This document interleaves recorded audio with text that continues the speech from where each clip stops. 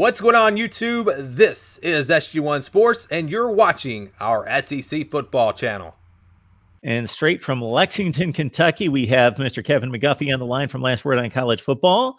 The Kentucky Wildcats, fresh off a historic season, the best in school history going back to at least 1977. 10-3, top 10 in the country, with a number of monumental wins, trying to repeat that despite the personnel losses that we will see in the next couple of weeks going to the NFL draft. Kevin, how you doing tonight? I'm doing good, Mark. Just hanging out on a Friday night, talking a little college football. What more could you want, right? There you go. Friday night college football talk in April. That's right.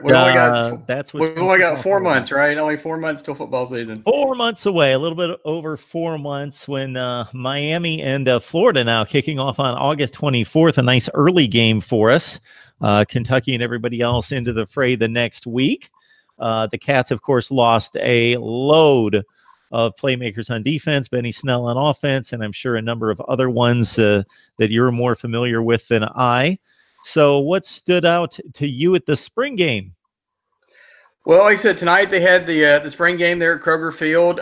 Had a crowd just under 17,000. I don't know. It might be a little disappointing. I thought maybe we would have more people, but again, you know, it is a Friday night and we're in the middle of Keeneland here, horse racing season, which is a huge thing, obviously in Kentucky, horse racing. You know, it was a blue-white game. The blue won 64-10. Whoa. That's not a typo. It was 64-10. So lots of offense. You know, one of the first things that jumped out at me looking at it was, you know, for the last 2 or 3 years, of course, when you have Benny Snell, you know, you're going to be a more run-oriented, more, you know, you have arguably the best back in the SEC. You know, for years they've wanted, you know, Eddie Grant, open up the playbook, do this, do that. You know, we want to throw the ball. You know, you and I have talked before, you know, it's been 20 years, but there's still a lot of this fan base that is just so enamored with the air raid offense that, you know, how Mummy started in the late 90s, you know, and then now, you know, Neil Brown, you know, kind of carried that on out West Virginia. Anyway, they opened up the game tonight with Lynn Bowden at quarterback and Terry Wilson as a receiver. And Bowden takes a direct snap, throws a pass to Wilson, and then Bowden takes off down the field and he throws it to Bowden for an 8-yard gain. So, you know, right out of the chute, you know, throwing a little trick play out there. And then a couple plays later, Wilson hit Bowden with a 42-yard touchdown. So that, you know, got the scoring going really quickly. You know, if you just go down the list, there was a lot of, you know, a lot of big plays. Terry Wilson, you know, second year Terry Wilson, he looked really good out there. Of course, you know, it's a spring game. You can't really tell, you know, it's not like you're playing, you know, a Georgia or a, you know, Florida, you know, because they weren't allowed to hit the quarterbacks. But he looked really good out there. He was 10 for 12 passing for 191 yards and 2 touchdowns. It looked really good. I thought looked really comfortable out there. You know, Gunnar Hoke, you know, it was the battle between those two last year. You know, Hoke played for the white squad, you know, and then flipped over and played for the blue for a while. He had 174 yards and 2 touchdowns. You know, he did some good things as well. But like I said, just, you know, there were just a lot of big plays. Another thing, you know, you mentioned Benny Snell in the intro. You know, what do they do to replace him? I think Kentucky has, you know, 3 guys who can take over. You know, obviously no one is going to fill Benny Snell's shoes, but you have the combination of AJ Rose, who scored 3 touchdowns tonight, Cavassier Smoke, who ripped off an 87-yard touchdown, just right up the middle and just boom, and just I don't think he was even touched. And then they have a third guy, Chris Rodriguez, who's a big power, you know, more of a powerhouse guy. He's going to run you over. Like I said, you know, there was a lot of big plays. Another thing that's been talked about here with all of us True Blue fans is who's going to step up and be that second receiver behind Lynn Bowden. Isaiah Epps did some really good things tonight, had 4 catches for 97 yards and a 60-yard touchdown. And then Bryce Oliver, who's a redshirt freshman from out of Florida, had 8 catches for 105 yards. So there was a lot there was a lot. If you're, an offensive guy, which most people are, Coach Stoops is not, he's an old school defensive guy, but those guys, like I said, it's a spring game. You can't judge everything from spring football game, but there was a lot of things to be excited about. Now, on the other side of the ball, Coach Stoops was like, yeah, that was great. Our offense was great. We did some great things, but he was obviously displeased with the defense. Didn't think that they thought they were really sloppy. Might have been, I think he used the term, is the worst we played the entire, spring football, spring workouts. So, like I said, as you mentioned it earlier, obviously Josh Allen's gone. Cash Daniel did not play tonight. Kentucky's middle linebacker. He is still recovering, I think, from a procedure in the off season. So I mean, he's been practicing, but they didn't. They held him out tonight. So, and then one of the big concerns going into the fall is that you have to replace the entire secondary. Mike Edwards, Derek Beatty, Chris Westry. Those guys, all those guys are all gone, and Lonnie Johnson. Lonnie Johnson's a name now that's been popped up as a possible even late first round, early second round draft pick. You've got to finish. You've got to fill those positions. So that's that's kind of a Cliff Note version of what my initial thoughts were of the game tonight. All right, we're talking Kentucky football. Of course, you can call in at 860-325-3687 to the Voice of College Football right here as we discuss, debate, analyze the game we love better than anyone. We got Kevin McGuffey on the line from Last Word on College Football. Please join him and the rest of the staff there as they dissect college football and take us through tons of spring games and spring reports from the various camps across the country. Kevin, so you've done something on Last Word of College Football that plays kind of into the NCAA tournament basketball format. If you could kind of explain what you've got brewing there. Yeah, so just kind of taking along the lines of the NCAA tournament, I had this, one of our other writers, Jason Ray, who writes about, Oklahoma, covers the Sooners, Boomer Sooner, anyway. He was doing this thing, like he's trying to figure out like the greatest player, like a greatest player bracket kind of in Oklahoma history. And I thought it would be really cool. So what I've done, I created a 32 game, spent a couple weeks researching, trying to find Kentucky's best win in school history. And so I made there's 32 games, seeded them 1 through 8, and divided them into 4 brackets after, some of, UK's coaches. There's a Bear Bryant bracket, there's a Rich Brooks bracket, a Jerry Claiborne, and then a Mark Stoops one. So basically I'm going about a week at a time going through these 4 games. And, you can comment, you can read them there at Last Word in College Football. You can comment in the comment section. I have a poll up usually about every other day with a new game. At Kevin McGuffey on Twitter, I have that poll up. You can vote on those, and so we're going to take it down to the, and I'm letting the readers and followers online. I have in my mind what I think should win, but Mike, I'm wondering, is that going to be the same as what the general, what all of us in the Big Blue Nation think? And so far it's matched it pretty well. There's been one game that surprised me, a game that I thought would win, but another one won. But anyway, like our number 1 seeds, we did the 1951 Sugar Bowl where Kentucky beat Oklahoma, and then later was awarded the national championship by Jeff Sagarin. And we have the 1997 Alabama game, which is one of the greatest games in UK history. They won in overtime.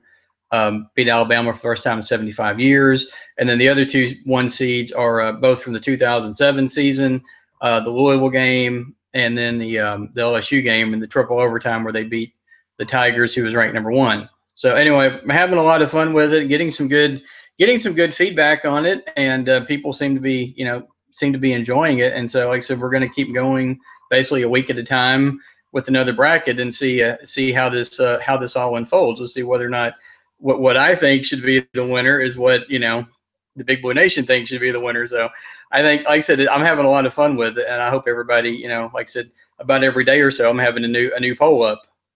So I pulled up the bracket right here, and again, it's the Bear Bryant bracket. You got Jerry Claiborne with one region, Rich Brooks, and also Mark Stoops. And I'm searching through with two purposes in mind. One, to see how many in a historic 2018 season made it, and then also to see how many games I remember as well. I didn't know that Jeff Sagarin was around back in 1951. Just kidding, of course.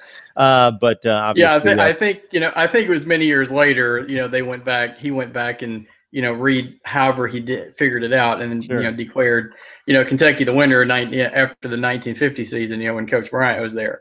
But I think there's two or three games from the 2018 season. So yeah, I'm trying to release three, I think. So yeah, the big streak was broken in Gainesville right. in Florida. So that ranks fairly high as a 5 seed in the Rich Brooks bracket, and the win in a bowl game against Penn State is a 2 seed. The 2018 Louisville game, I think, is in there somewhere. Like I said, I don't have the bracket. Oh, there in front it of is. me. I should That's have a 3 seed. So would it be because of the size of the win? It was something like 56-10. Yeah, it was. I think that had a lot to do with it. It was the biggest win in the rivalry since 1922, I think it was. And it just cemented the Cats' first 9-win regular season since 1977, and plus beating your arch rival like that is always that doesn't happen very often in Kentucky. In Kentucky football lore. So, it was a pretty big game. So, but I thought the Florida game was a little higher than that. I can't. Maybe I said I don't have. Maybe I need to call it up. I don't have the bracket in front of me, but like I said, I should have it memorized by now. As much as over the last month I've spent looking at this thing. Yeah, so I looked at the wrong Florida game. I looked at the 1986, which was the previous win against the Gators in 1986. It's listed right next to the 2018 win against Florida, which is a 2 seed. So I would have been surprised by that as well, but that makes more sense. Historic SEC rivalry, and having that long drought stopped in 2018, and then not only winning that game to break that long streak, but then it catapulting the Cats to a historic run and top 10 finish. So yeah, as a 2 seed, that certainly makes sense to me. Yeah, I said I've had a lot of fun with this, and trying to figure out, I guess I have a little better understanding now how they try to see the NCAA tournament now, even though Kentucky fans almost always complain about their seeding in the basketball tournament, but the last couple of years we've been pretty good. We've just unfortunately slipped at most inopportune times, against Auburn this year in the Elite Eight, and then against Kansas State in the Sweet 16 last year when they had what looked like wide open brackets. So Mark Rogers TV, the voice of college football, breaking down spring football, as you can see all over the place. If you check out the videos on our channel, I think it's a bit nuts. I can't find, let me find right here. So Kevin, listen to this. Over the past week, something in that range, what we have delivered in terms of spring football analysis includes, and I'm probably missing a few, Ohio State, Nebraska, Purdue, Clemson, Miami, Florida State, Texas, Florida, South Carolina, Alabama, LSU, Ole Miss, Auburn, Arkansas, Tennessee, USC, Oregon, and now Kentucky. Right. I mean, yeah. And then how many games are tomorrow? There's a bunch, I think. Yeah, absolutely. So, yeah, it's keeping like I said, it's that it's that time. So everybody's got their spring games going, and like I said, for us college football fanatics like myself, I find myself watching some of these, especially the ones with the SEC schools. I find myself watching a little of these because they're obviously they're all on TV now. So just doing a little scouting. But like I said, as we said earlier, it's hard to tell a whole lot from these, from these games. Like I said, tonight was for Kentucky. It was just an unbelievable offensive showcase. It was 774 yards in total offense, which was just a ridiculous number. But we'll see. And as I said, Terry Wilson I thought looked really good. Like I said, the running backs look good. Hopefully, like I said, a wide receiver is going to step up as a number 2 guy for Lynn Bowden. And looking way ahead, Kentucky opens with Toledo, and that's honestly not going to be an easy game at all. They're a pretty good team. I think I read today where they've had a winning record like 8 or 9 seasons in a row.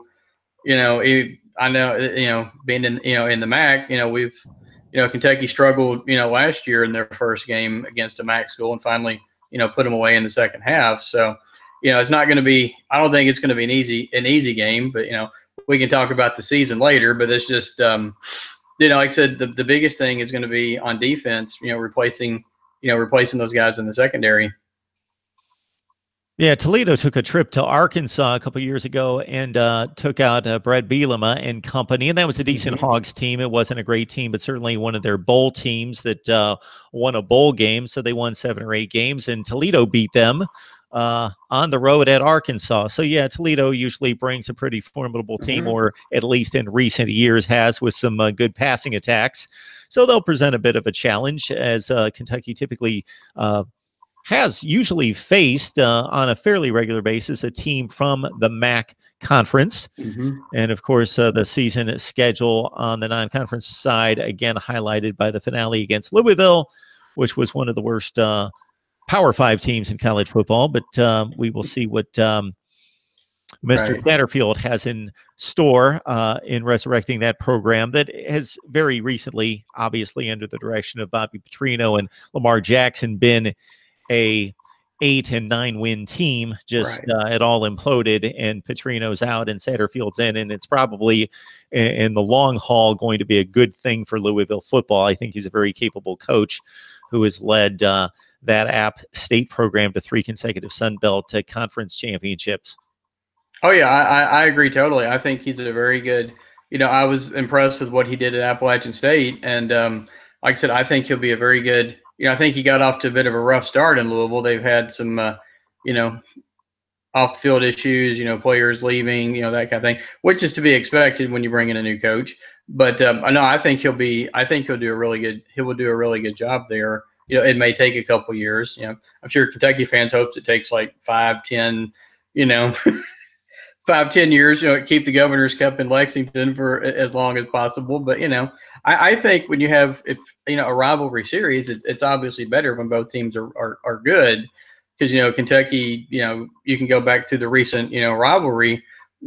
Kentucky won like 4 games in a row, then Louisville will win 3, then Kentucky won 4 in the late 2000s, and then Louisville won 5 in a row before, the Steven Johnson game, the 4 touchdown underdogs, we like to call it, in 2016.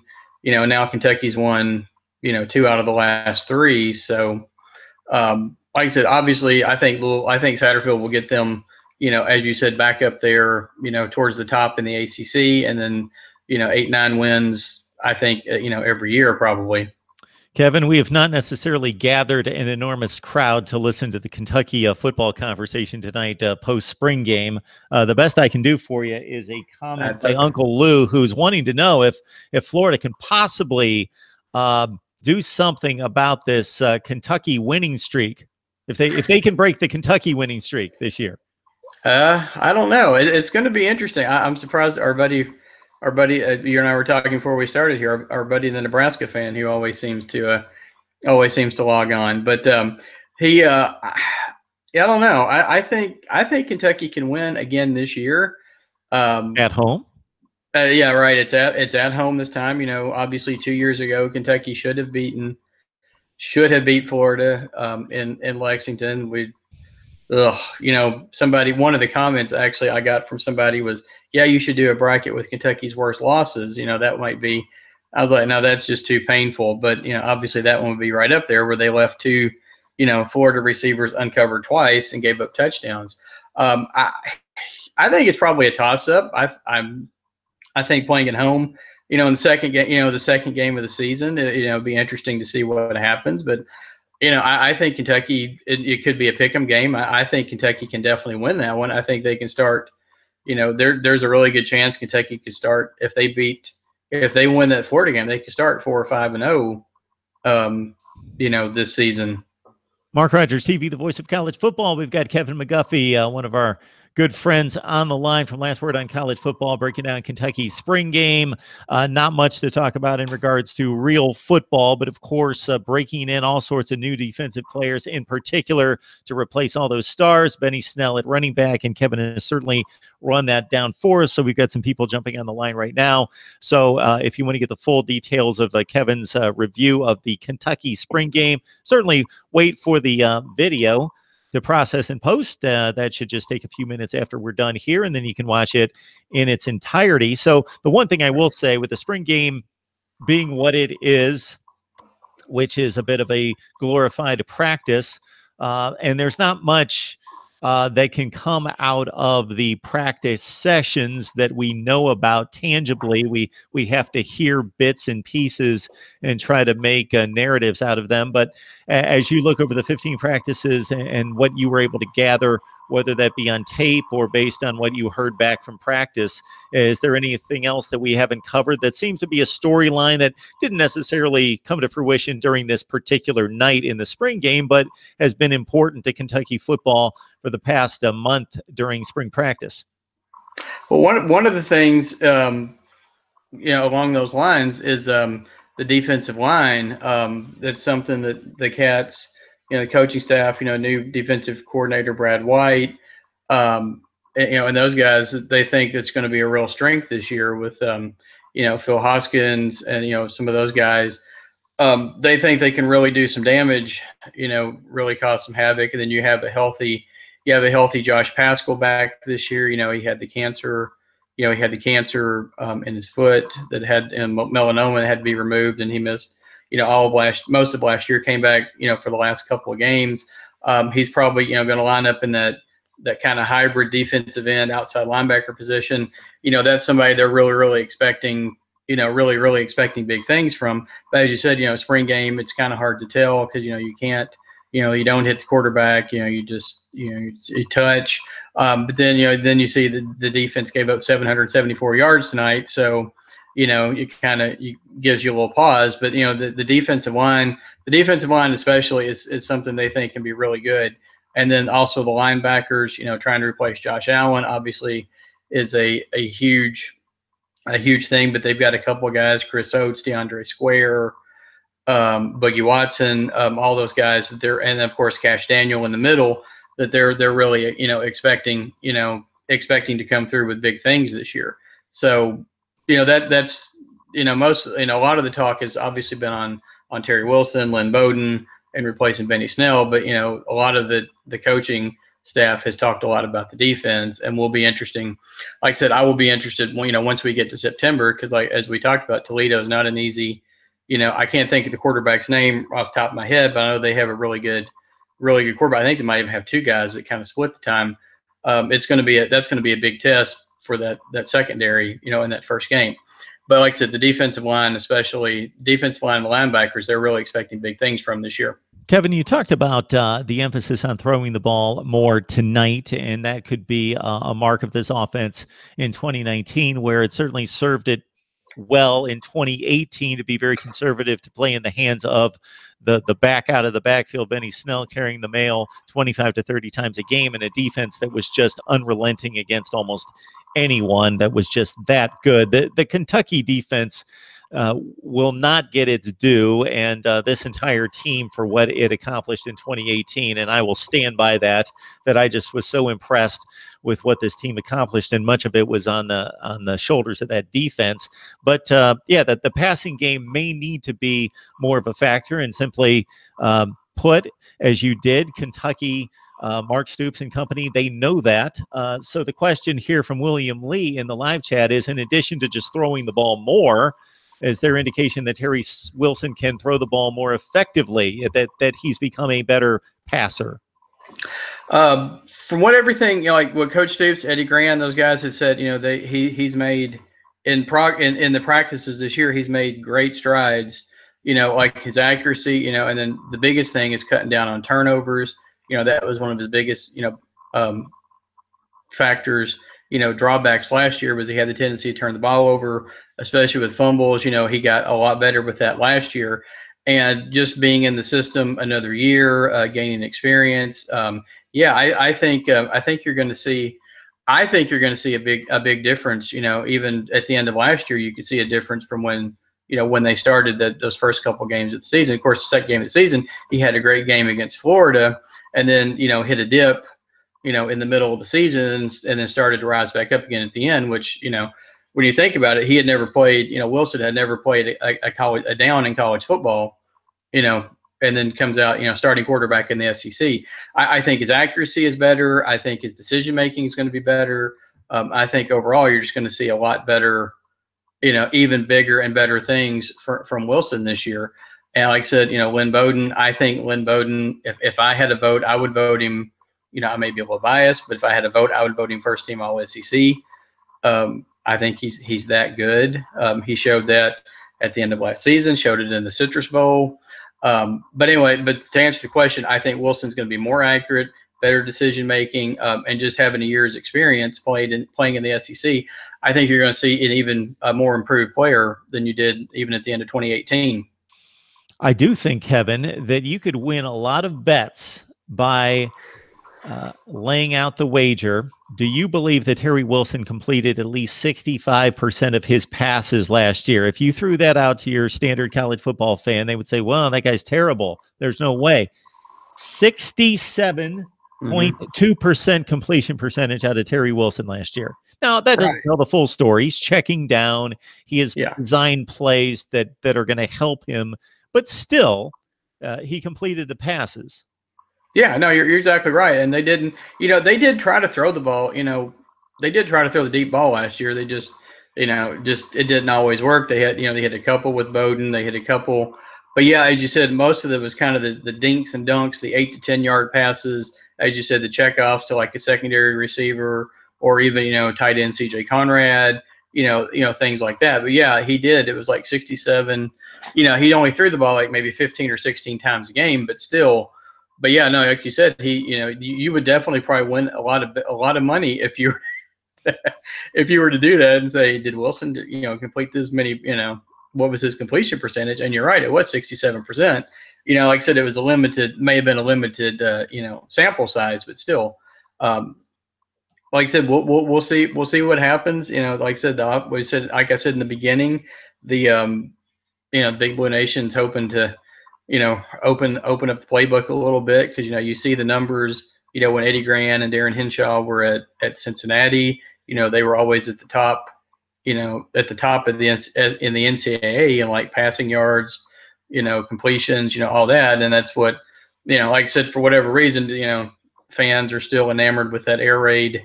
That air raid offense from how Mummy started 20 years ago. So, but anyway, to answer his question, I hope I did that. I think he'll be more accurate, better decision making, and just that year's experience. I think it's just going to make a huge difference this year.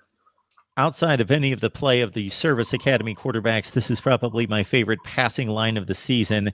Terry Wilson against Vanderbilt, 3 of 9 for 18 yards. Now, he didn't throw an interception. He did throw a touchdown pass, and he ran for 91 yards. So if you take the totality of the production, it's a little bit better than that, but 3 for 9.